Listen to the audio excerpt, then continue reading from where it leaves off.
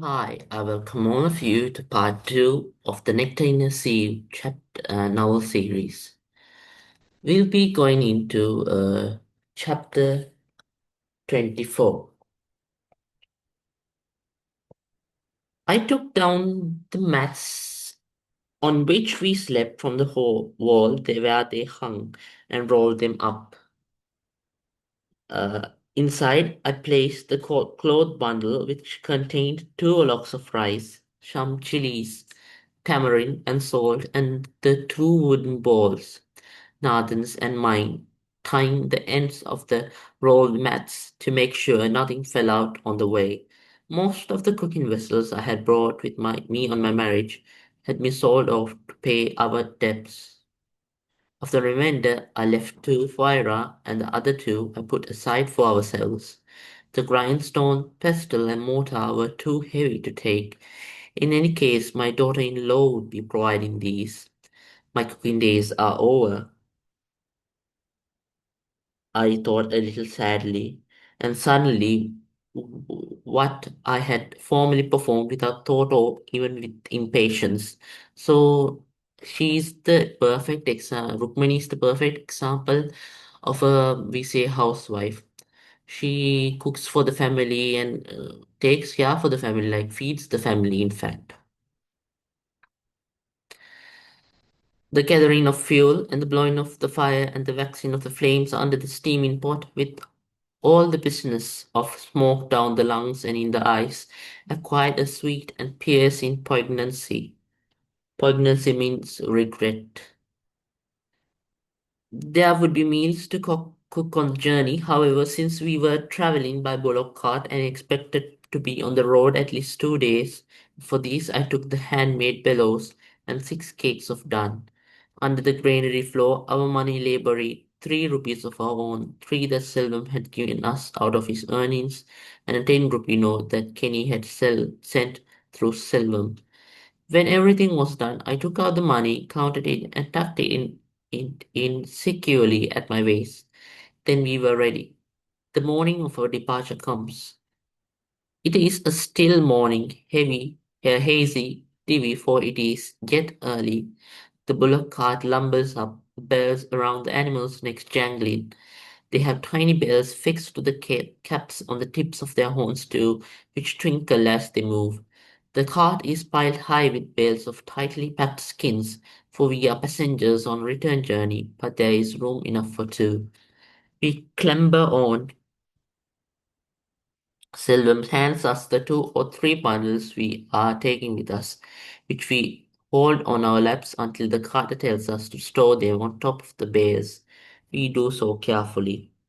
So you can write down the same fear and dependence on Nathan, but less of her youthful optimism.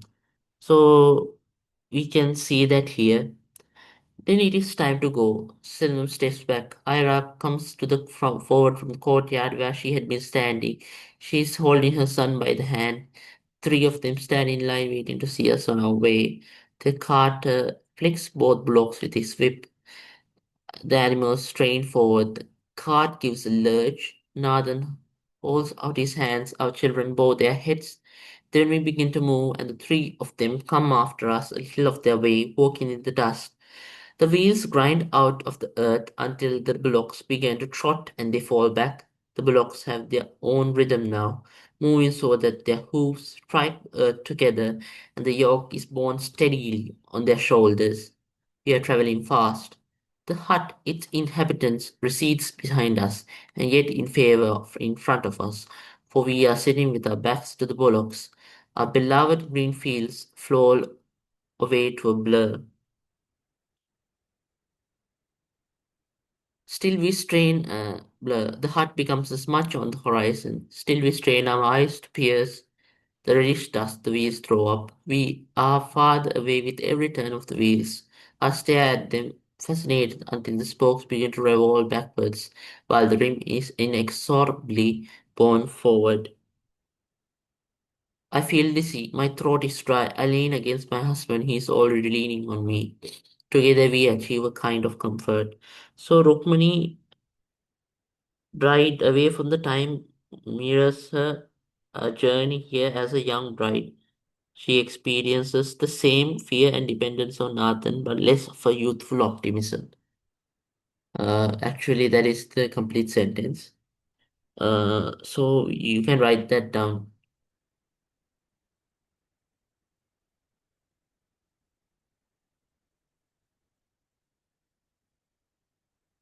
The carter is asleep on his jointed perch. The bullocks know the route well.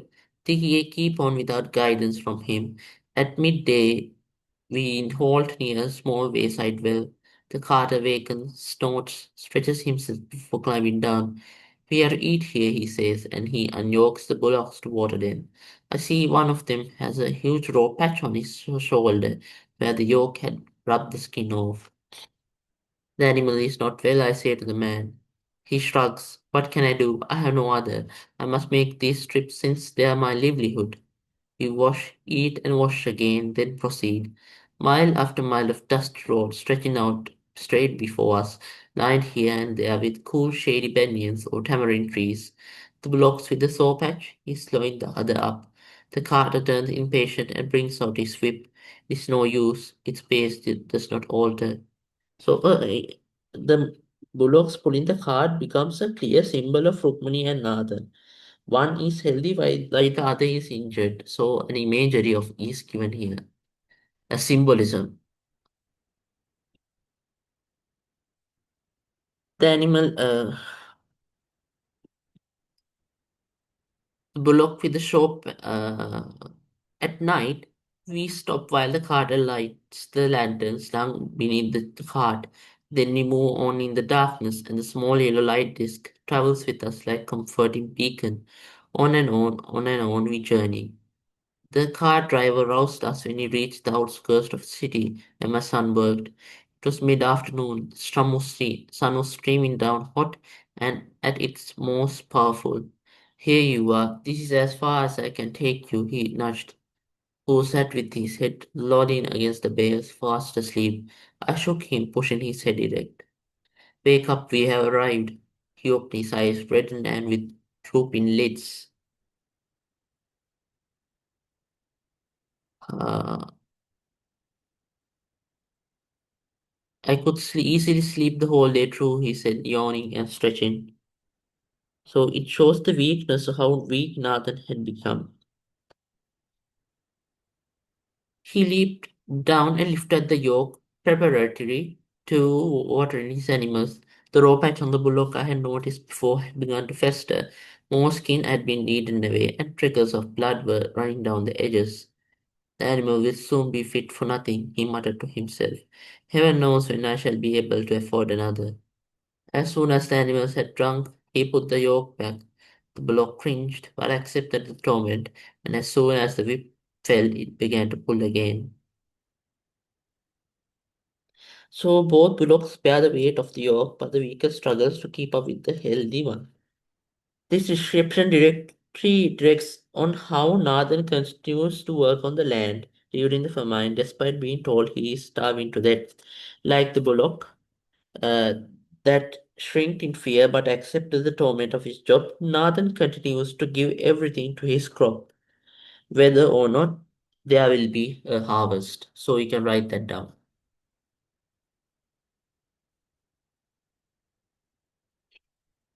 The carter leaned from his perch to call to us, his face hot and perspiring. Good luck, friends. Keep well. His voice was friendly. Goodbye, good luck, we called back. For a while we stood by the roadside, our parcels about us, there were three turnings before us, and there was no telling which lay the house of our son. Then Nathan picked up the mats. Come along, we may meet somebody soon. He chose a road at random, walked for some time without seeing anyone. We should have asked the carter, I thought. He would have known, but I did not say so. At length, we saw two men approaching, jogging along towards us with bundles on their heads. Can you direct us to Coil Street, friend? Coil Street, let me see. He put up his hand to scratch his head, but the burden being there, withdrew it. No, I cannot. Brother, can you tell these people what they want to know? His companion thought. I have heard of it. Yes, I remember now. It is in one of the suburbs of the town, quite away from here, but this is the right road. How far? About 15 miles. If you keep to the road, you may get the lift, he added good-naturedly, seeing our crestfallen faces. We plodded on. Several block carts passed us, and one or two cars, but none stopped. Most of them were full laden already. The bundle I carried, for all that it contained so little, grew heavier with each step. My neck was stiff with the effort of holding my head steady, for the bundle was poised on top. Under each arm was a cooking pot. Whenever the sweat came trickling down, which frequently happened, it was a hot day, I had to stop and put them down before wiping my face. My husband, similarly burdened and troubled more than I was had by flies and insects, had also to stop frequently, so our going was slow.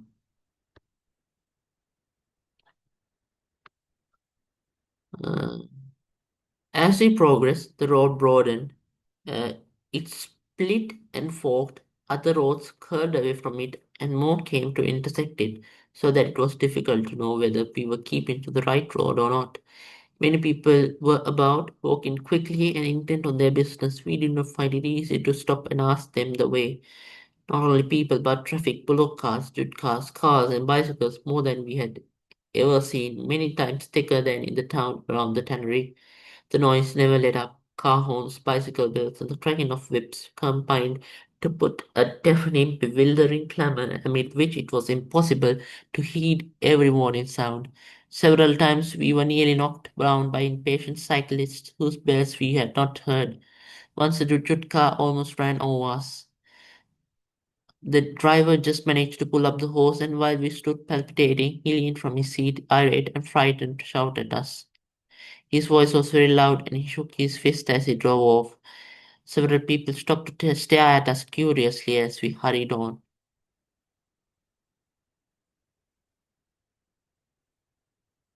So, in the above place, we can see Rukmani's first approach to a large city. The novel openly addresses India's growing industrialization. For the first time until now, it has only portrayed the side effects. Booming business tannery.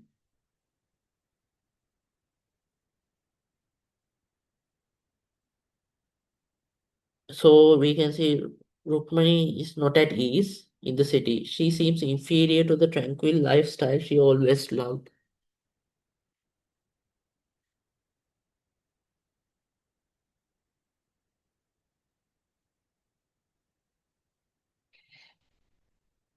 We had reached the city center. College Street lay some 6 miles away, and we were still not sure of finding it.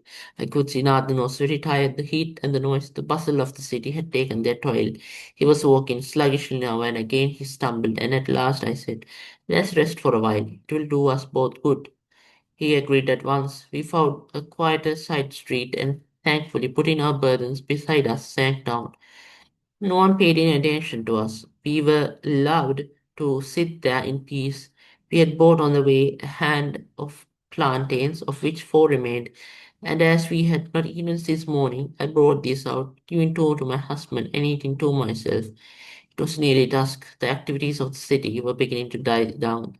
The noise was decreasing. Soon street lights were winking, and in the shop gas lamps and hurricane lanterns were lighting up. But in the little side alley where we sat, it was dark, darker than the air and the sky above us from the shadows cast by the buildings on either side. It was such a relief to rest, and thoughts of continuing the search were so unwholesome, unwelcome that we sat on while the gloom thickened and night crept upon us. At last we rose. Stars were bright in the sky. We have stayed too long, I thought uneasily. We shall not reach our sun tonight. Nathan did not seem too happy either. As we stood there undecided, our bundles spread about us, wondering what next to do. An old man whom I had noticed asleep in the doorway came to us. Where do you go, friends, at this late hour? So in repetition, we can see how the poor people help the poor, how the poor people come to assist the poor, the burden people come to come to help the similarly other burdened people. To Coil Street, our son lives there. We are going to him. That is a long way yet. You look tired. We have rested too well. We should have been on our way long since. Well, if you do not arrive tonight, there's a temple not far from here where you can eat and sleep. He pointed. In the distance, we saw the outline of a temple, not too distant, however, with a yellow oil flare burning from the top. We looked, and it seemed to beckon to us from food and shelter.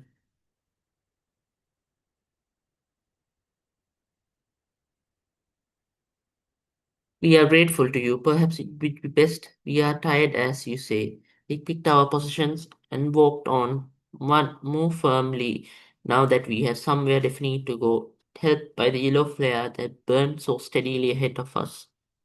So people are caring and kind. The poor, as I said earlier, the poor sympathizes the poor.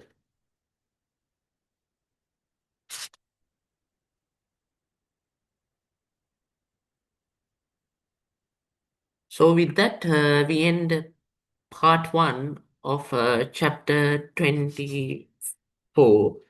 And in the next video, we'll meet with part 2 of chapter 24. So thank you for listening. Subscribe to my channel, like this video, and click the bell icon for more notifications.